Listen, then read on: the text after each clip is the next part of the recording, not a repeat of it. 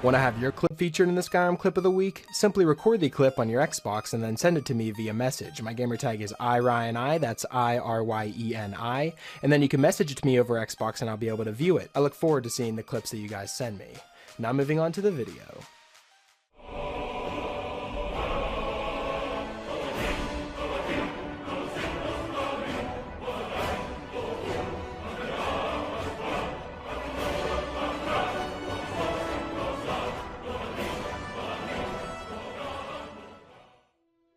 Hey, what's up guys, it's Ryan and welcome back to another episode of Modded Monday. We're on week number 188 now, guys. I've picked out 5 new mods for you guys to check out and perhaps add them to your load order if you find them interesting. But like always, before we jump into them, I want to remind you guys that I'm partnered with GamerSupps, which in my opinion is the best energy drink on the market.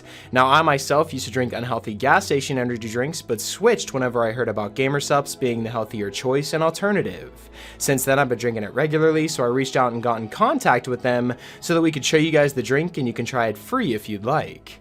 If you use my link and the code found in the description, which is RTD, you can get a 10% discount on all their drinks. And if you do end up trying it, definitely let me know what you think about it in the comments down below. Now we can jump into this week's mods, and starting us off we have the Merchant Chests on Display mod. Now the mod page reads that merchant inventory chests are now on display and ripe for the looting.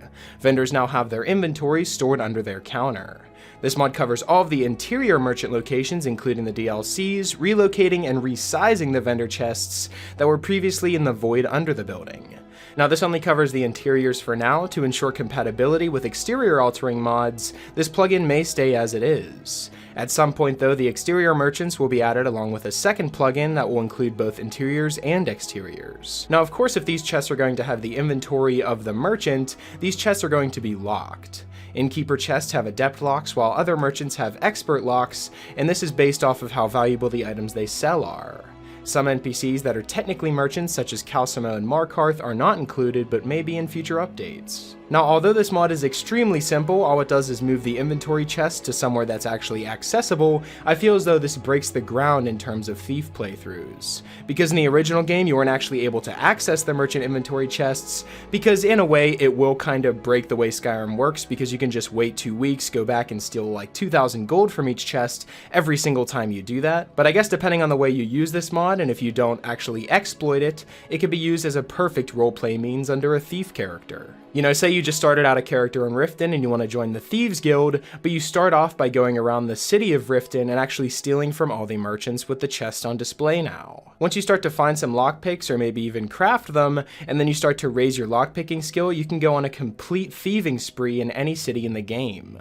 And the reason why I like this merchant chest on display mod so much is it covers all of the interiors, which I feel as though was a big job on the mod creator's part. He had to go into every single shop that's in the game in the interior and just move the chest to an area that's accessible, which takes longer than you may think. With every merchant now having their inventory on display for you to take now, it just makes it so if you maybe aren't able to afford something that you really want that'll really help you, you can wait until nighttime and then go back in and steal it, which will make for like a little side mission that isn't part of the main game. And again, like I said with Thief characters, if you're running a Thief load order and you maybe have other fences that you can sell stolen goods to added by other mods, then you can definitely use this alongside with those mods and make so much money thieving in Skyrim, and that's definitely why this mod comes in at our number 5 spot. So I'd strongly recommend downloading the Merchant Chests on Display mod. Coming in at our number 4 spot, we have the Scamps SE mod. Now this was more of a nostalgia reason why I added this to the list, because I really miss the creatures from Oblivion. I miss Clan Fears, I miss Scamps, I miss the Daedra, I miss so much about that game that I actually think I want to go back and replay through it again. But nonetheless, in Skyrim here, we've got these Scamps that have been ported over from Oblivion, and they've been remastered and have new high quality textures, and I think they look really well. In the description on the mod page itself, it says Scamps are small and not particularly intelligent, and thus don't need to worry about the inherent fear of more intelligent Daedra, but they're recognized as agile combatants who delight in cruelty just as much as any larger and more powerful Daedra. They're often summoned to perform simple tasks and make good, if sometimes unruly, messengers and servants. Now with this mod installed, you'll be able to meet several Scamps across Skyrim and find their spell tome in your game. You can find the spell tome to summon them at the Riverwood Trader, Tel Mithryn, and the Winterhold College in the Hall of Countenance. There's also a unique scamp added by this mod named Polzen at the Retching Netch, and a unique merchant scamp named Creeper at the College of Winterhold. Now, if scamps are something that you've missed from Oblivion and you want them added into Skyrim, this is a perfect mod to download in order to do so, but if I had to make a suggestion in order to make these mods better, I'd recommend combining all of the creatures into one mod. You know, I've seen mods on the Skyrim mod page that cover the clan fears, goblins, scamps, and more. Why not combine them all into a all-in-one mod so that you can have scamps, clan fear, goblins, and everything from Oblivion into your Skyrim game? I feel as though that would make for the perfect creature porting mod, but nonetheless I feel as though the Scamps SE mod is a perfect step in that direction, and that's definitely why it comes in at our number 4 spot, so I'd strongly recommend downloading it. Coming in at our number 3 spot, we have the Heroes of Skyrim. Now the mod page reads that the sons and daughters of Skyrim stand under the flag of the Great Bear. However, this army of Nord warriors is a laughable excuse, funny clad in pelts and rags, and appearing weak compared to the distinctive Imperial Legion in their gleaming plate armor. With this mod, all of this will change. Ulfric Stormcloak, the mighty king and warlord and the leader of the Stormcloaks, has recently uncovered a vast mine of the finest quicksilver within the tombs of the Palace of Kings. The spirits of the Nordic ancestors spoke to him within the tomb, offering him a legendary ore in order to forge armor to outfit the great warriors who fight in Skyrim's independence. He then employed his smiths to forge the armors. The Stormcloak army is no longer a force to shrug off, they're now the true Nord warriors that they always should have been. Now what this mod does is it completely removes the base Stormcloak armor set from the game and replaces it with the Nordic carved armor set. This is an epic bear-styled armor fit for the Heroes of Skyrim, which was criminally underutilized in my opinion. There's also a new identical set of armor, which is the Stormcloak set, including a shield, and every Stormcloak soldier and guard will now wear this set, as a true Nord should. Guards from both the Stormcloak and Imperial aligned holds will now wear Nordic boots and gauntlets, considering all hold guards are Nords. Skyrim belongs to the Nords after all, and a bunch of farmers wearing blue pelts are not even close to representing the strength of the epic race of men. Now I feel as though this mod has been long overdue to be made and even added to my load order, because in all of the load order videos that I've done and all of the mods that I've covered, I always choose the Imperial side, and that's not really for any particular reason. I don't really favor one side over the other, but I feel as though there aren't really that many Stormcloak mods out there that really overhaul many aspects.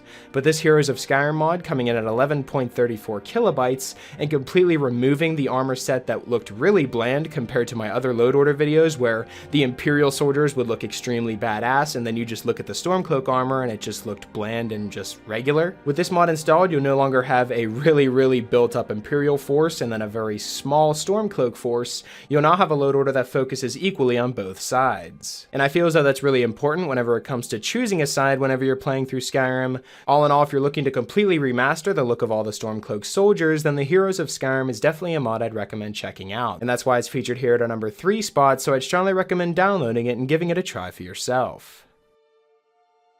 Coming in at our number 2 spot, we have a compilation mod of all the greatest overhauls of Whiterun, and I'm talking about JK's Whiterun interiors. This mod is a merge of all of JK's interior mods in Whiterun, such as Arcadia's Cauldron, Belethor's General Goods Store, War Maidens, the Drunken Huntsman, the Bannered Mare, and Dragon's Reach. All of these areas have been remastered and have new textures as well as new things on display, so I'd like to show you some of these new areas. So let's begin a brief tour.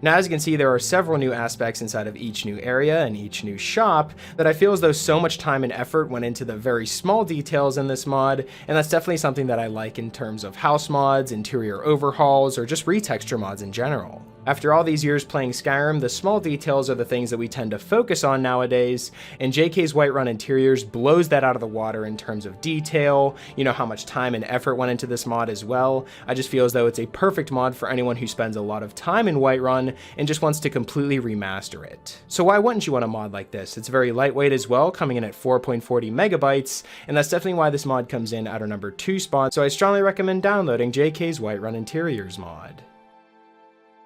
Coming in at our number 1 spot, we have Riverwood by Nesbit. Now, the mod page reads that this mod is a tasteful overhaul of Riverwood and has a massive collector's home, which is home for 2 followers, and the key to this home can be found in a barrel somewhere in Riverwood. There's also a border hold coming into Riverwood with working practices, craftsmanship, and other themes to make the village as alive and interesting as possible without overdoing it on the Xbox. This mod is a combo of the best elements of the mod creator's work from Riverwood Grove, Markarth Origin, and the people of Skyrim, all of which were also featured in previous top 5 mod episodes, so you know this is going to be a good overhaul. It's important to note that this mod is not compatible with any other Riverwood exterior mod, and when it comes to loading in your load order, you must start a new game and place the Riverwood mod low down in your load order and after the alternate start Live Another Life mod. Don't let any other files overwrite the work unless you know what you're doing. Now, don't feel intimidated by a note like that. There's very little mods out there that actually cover the exterior of Riverwood, and that's actually one of the reasons why I'm featuring this here in my number 1 spot. You know, we've played Skyrim for so long, I feel as though we focus on the bigger cities such as Whiterun, Solitude, Windhelm, and more, and we never take a look at the smaller villages that we start most of the game with. You know, we spend a lot of time in Riverwood whenever we start a vanilla playthrough, and it always seems untouched by a lot of mods out there. This mod changes it so that Riverwood is now transformed into a bigger city, but not so much that it's completely unrealistic in terms of how the city is in the lore. You know, it still seems like a poor city, but they've just upgraded over time. You know, they've upgraded their docks, they've added some boats around the area, they've added a wall and maybe a bridge, but nothing too over the top that would make it not fit in the game of Skyrim. And with it also including a beautiful house mod, I feel as though it's a perfect mod to add to any load order that you may have, and that's definitely why it's featured here at our number 1 spot, so I'd strongly recommend downloading the Riverwood by Nesbit mod.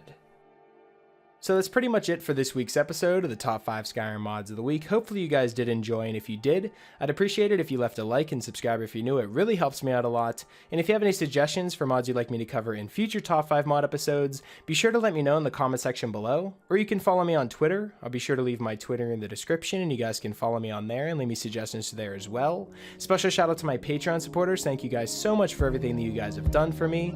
And yeah, that's pretty much it. Hopefully you guys did enjoy, and I will talk to you guys later.